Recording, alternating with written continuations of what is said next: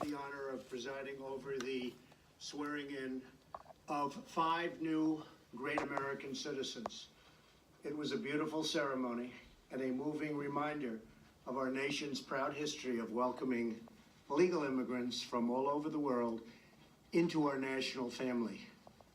I told them that the beauty and majesty of citizenship is that it draws no distinctions of race or class or faith or gender or background. All Americans, whether first generation or 10th generation, are bound together in love and loyalty, friendship and affection. We are all equal. We are one team and one people, proudly saluting one great American flag. We believe in a safe and lawful system of immigration, one that upholds our laws, our traditions, and our most cherished values. Unfortunately, our immigration system has been badly broken for a very long time. Over the decades, many presidents and many lawmakers have come and gone, and no real progress has been made on immigration. We are now living with the consequences, and they are tragic, brought about by decades of political stalemate, partisan gridlock, and national neglect. There is a humanitarian and security crisis on our southern border that requires urgent action. Thousands of children are being exploited by ruthless coyotes and vicious cartels and gangs.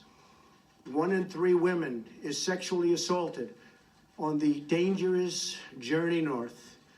In fact, many loving mothers give their young daughters birth control pills for the long journey up to the United States because they know they may be raped or sexually accosted or assaulted. Nearly 50 migrants a day are being referred for urgent medical care. Vast quantities of lethal narcotics are flooding through our border and into our communities, including meth, cocaine, heroin, and fentanyl. Drugs kill 78,000 Americans a year and cost our society in excess of $700 billion. Heroin alone kills 300 Americans a week, 90% of which comes across our southern border. We can stop heroin. Illegal immigration reduces wages and strains public services. The lack of border control provides a gateway, a very wide and open gateway, for criminals and gang members to enter the United States, including the criminal aliens who murdered a brave California police officer only a day after Christmas. I've gotten to know and love angel moms, dads, and family who lost loved ones to people illegally in our country. I want this to end. It's got to end now. These are not talking points. These are the heartbreaking realities that are hurting innocent, precious human beings every single day on both sides of the border. As a candidate for president, I promised I would fix this crisis, and I intend to keep that promise one way or the other. Our immigration system should be the subject of pride, not a source of shame, as it is all over the world. Our immigration system should be the envy of the world, not a symbol of disunity and dysfunction. The good news is these problems can all be solved, but only if we have the political courage to do what is just and what is right.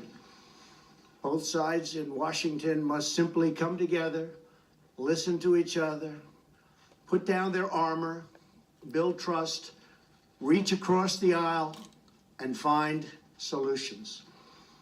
It is time to reclaim our future from the extreme voices who fear compromise and demand open borders, which means drugs pouring in, human trafficking, and a lot of crime. That is why I am here today to break the logjam and provide Congress with a path forward to end the government shutdown and solve the crisis on the southern border. If we are successful in this effort, we will then have the best chance in a very long time at real bipartisan immigration reform. And it won't stop here. It will keep going until we do it all. The proposal I will outline today is based on, first and foremost, on input from our border agents and Homeland Security professionals, and professionals they are. They know what they're doing. It is a compassionate response to the ongoing tragedy on our southern border. In recent weeks, we have met with large numbers of Democrat lawmakers to hear their ideas and suggestions.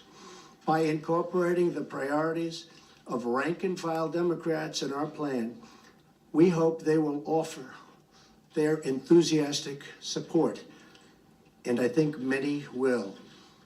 This is a common-sense compromise both parties should embrace. The radical left can never control our borders. I will never let it happen. Walls are not immoral. In fact, they are the opposite of immoral because they will save many lives and stop drugs from pouring into our country. Our plan includes the following: $800 million in urgent humanitarian assistance, $805 million for drug detection technology to help secure our ports of entry, an additional 2,750 border agents and law enforcement professionals, 75 new immigration judge teams to reduce the court backlog of, believe it or not, almost 9